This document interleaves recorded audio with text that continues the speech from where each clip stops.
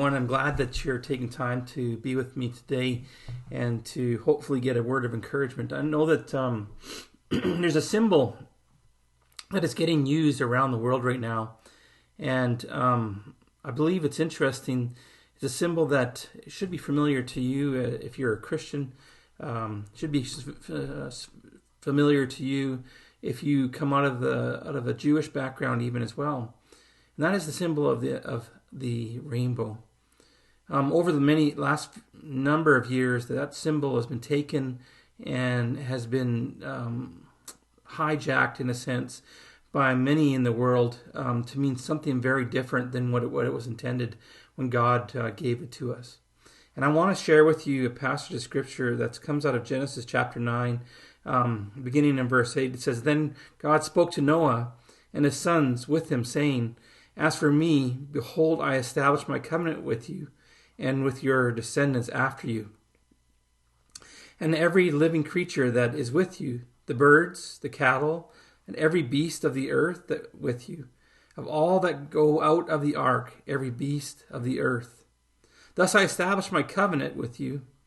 Never again shall all flesh be cut off by waters of floods. Never again shall there be a flood to destroy the earth.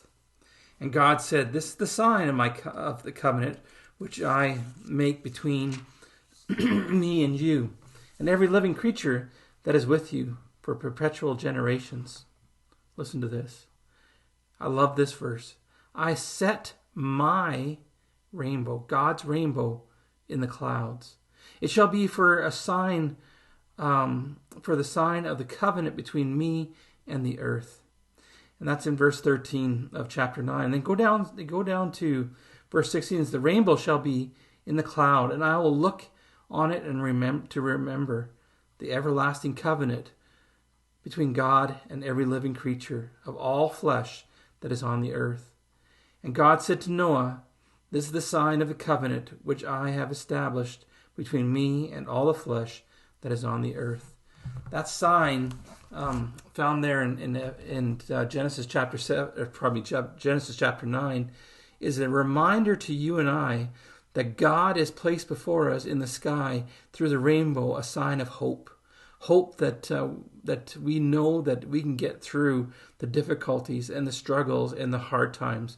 God is there for us, and if we'll just but listen and look, He's there to get us through. He's made a promise, a covenant between the earth and the people of the earth and Him, that He will never destroy the earth by flood again.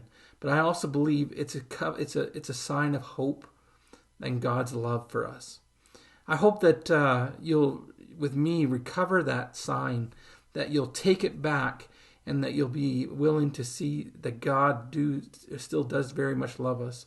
When I was away in the UK back in March, I've seen some wonderful, as we were driving along the coast, some beautiful rainbows, full of colors, full of vibrance and incredible incredible scenes along the ocean as we drove.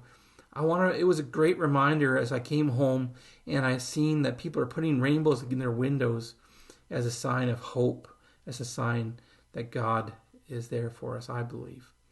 So would you join with me, and as we take hold of the rainbow that God provided for us as a symbol of His love for all mankind.